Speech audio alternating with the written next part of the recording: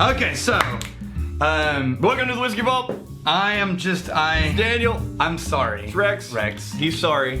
Why you're sorry? No, you'll see. Okay, wait. Just don't look over here. Because last time you found a way to cheat by looking through the sock. How can we know you're not going to cheat again? I just looked at it. It's not cheating. I looked at something that's supposed to be covered. Mm-hmm. That's what they all say. We should probably have done this before we started recording. It's not cheating. It's what everyone does it. Looking away while you're doing your All knife, the other cool kids are doing it. Looking away while you do your knife skills is Why can't I do it, Dad? super comfortable. Why can't I do it when all the other cool kids are doing it? Or what are they doing? Cheating. I'm gonna feel it. Oh, I know exactly what that is. Yeah. I have that talent. Okay. Yeah. So here you go. Looks like a whiskey. It does, doesn't it? Oh. Coming off a bourbon here. Hold on. Yeah. Now, is this one obtainable? Yep. Okay. The company that has partial ownership of this distillery is Pabst. This is butterscotch. And so they got a lot of distribution. This is butterscotch on the nose. Like a vanilla butterscotch on the nose. Are you getting that?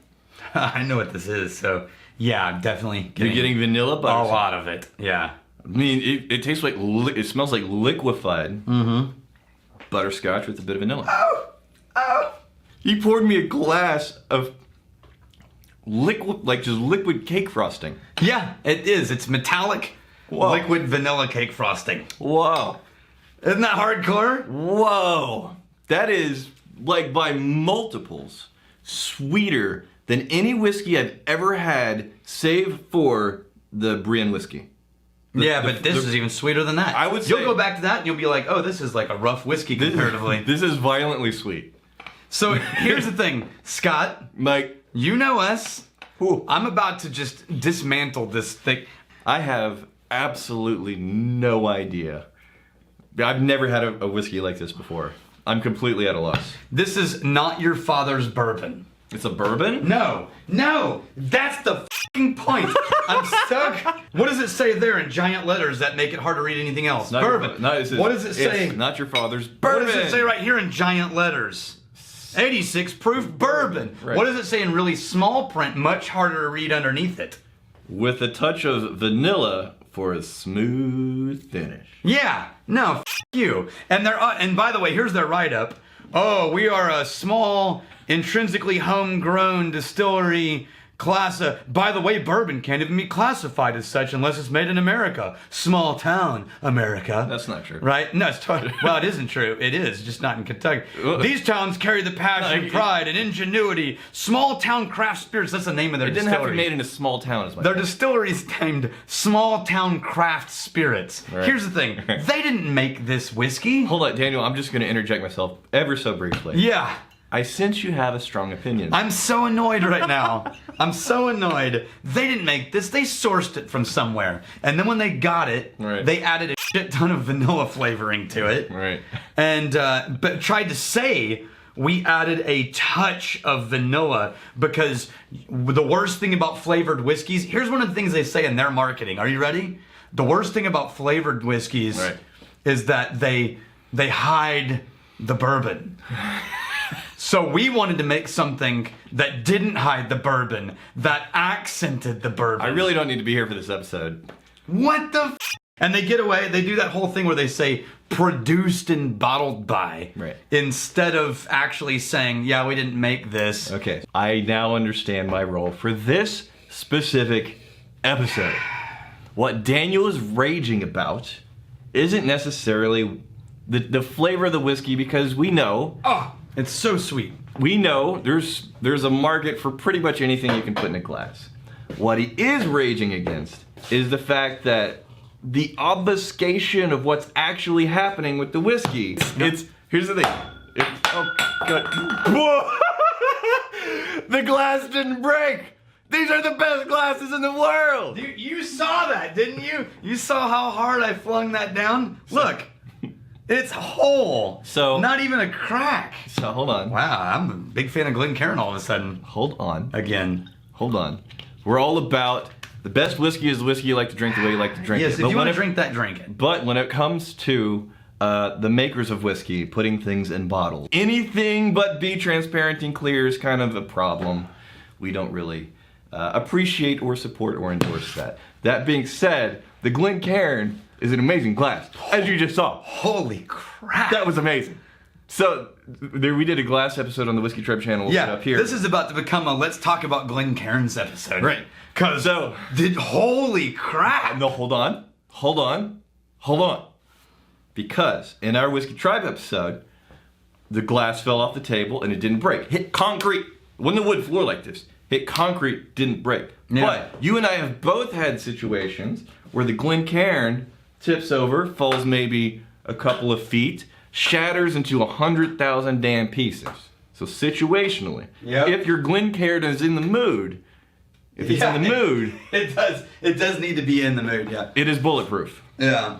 I feel bad. This used to be just such a light-hearted, happy-go-lucky. Scott Snyder gave us that whiskey, and what he said was, let's explore whiskey. And he is our people, right? Right. We got a magnificent. Yeah, this got him into whiskey. Scott Snyder, you magnificent bastard. Now he said his taste has changed since this. Yes. This was the gateway for him. Yes. Which is great. Yes, he still gets magnificent bastard. Absolutely. Because the rule is what? The rule isn't send Rex and Daniel a whiskey that they really, really, really No, want. that's not. Taste is very subjective. You send us a whiskey that we don't have in the vault, that is magnificent. Thank you very much. As much as Daniel is raging right now. We have this in the vault. It has never been had in here before, and I doubt Daniel's ever going to let it back in here again. Yeah. So here's the thing. They get away with all. Notice there's no age statement, there's no classification, there's no nothing on there. You know why? Okay. So I was looking this up, and I couldn't figure out how they were getting away with not actually saying all the shit they were doing. Sure. And it turns out Chuck Cowdery wrote a post about this, and I think it was the Whiskey Wash. Right. And he was just saying, you know why? Because it's not actually a bourbon. They don't have to say where it was distilled. Because it's not a bourbon. It is legally a bourbon with a touch of vanilla.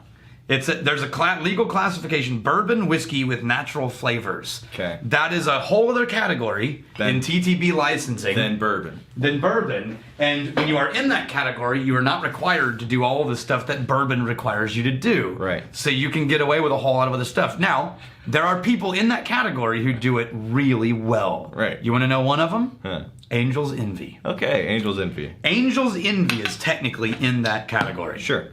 And they make a kick-ass whiskey. Right. Now, this is not a bourbon. Just trying not to get burned from the heat. The heat coming off. This is not a bourbon. Right. Angel's Envy. This is not a bourbon. Oh, but it smells amazing. This is what does that say right there? Kentucky straight bourbon whiskey finished in port wine barrels. That is the legal classification of this whiskey. Okay. It is not a bourbon. It is a Kentucky straight bourbon finished in port wine barrels. That is a recipe submittal to TTB. So the fact that they put it in port wine barrels means they can't just call it bourbon. They have to say, the moment you start finishing it in weird things. As a matter of fact, when we finish our wine barrel deal, we're not going to be able to release Eleanor as a bourbon. That will be a bourbon finished in something wine casks.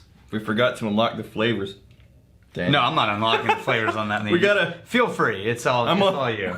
Take one for the team. I'm unlocking flavors. Just a little touch. Just a little drop. See, that is still bourbon. Magically bourbon. Okay. I added... Man, you can see it's just fractured in there. Yeah. It's not a lot of sugars in there. It is. It's impossible to show this on the camera, but it's not. Usually you'll see like this swirly. It's just like chunks of glassy shard bits floating in.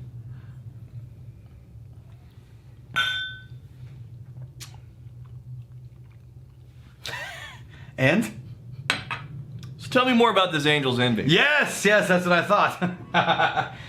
Scott, thank you so much for taking the time to drop by, give us something, and I appreciate that it was your gateway. And if you feel bad about this review, stop back by the distillery. I'll tell you what, though. I will take care of you. I'll tell you what, though.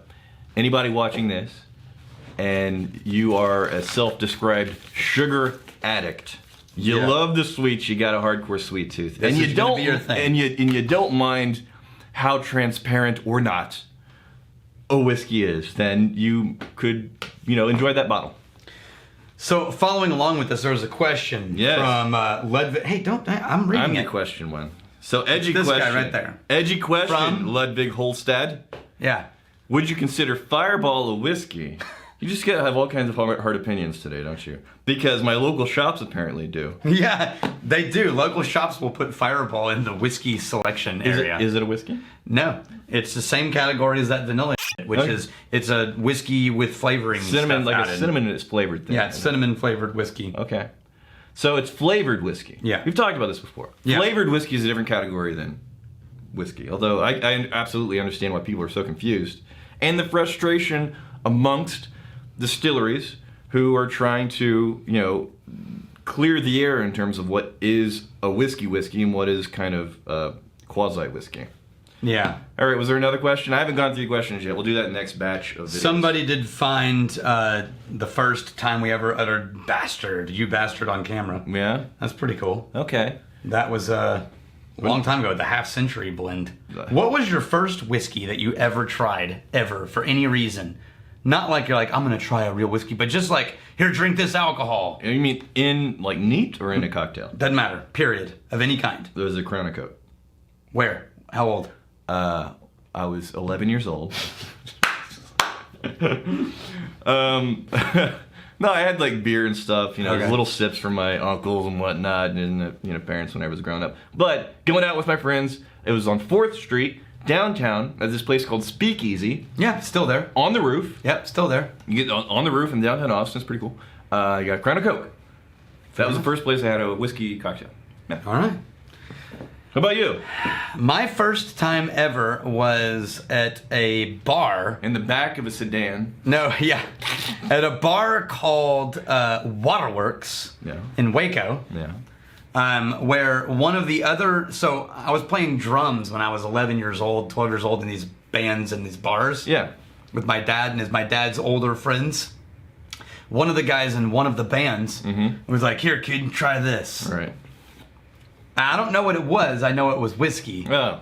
It was probably it was an Irish bar, so it's probably Jameson or Irish something. whiskey, yeah. And I took a sip and went just sputtered and he was like that was my first one. Being treated like a half man. Yeah. Ironically. Yeah, at 12 years old. Yeah. In a bar in Waco. Yeah, he called it. Here's to fighting, stealing, and drinking. If you fight, may you fight for a friend. You steal, may you steal a lover's heart. And if you drink, may you drink with us. Hey, thanks for hanging out with us in the Whiskey Vault. Don't forget to throw in a like, hit that subscribe button on the bottom right, and drop a question or comment down below.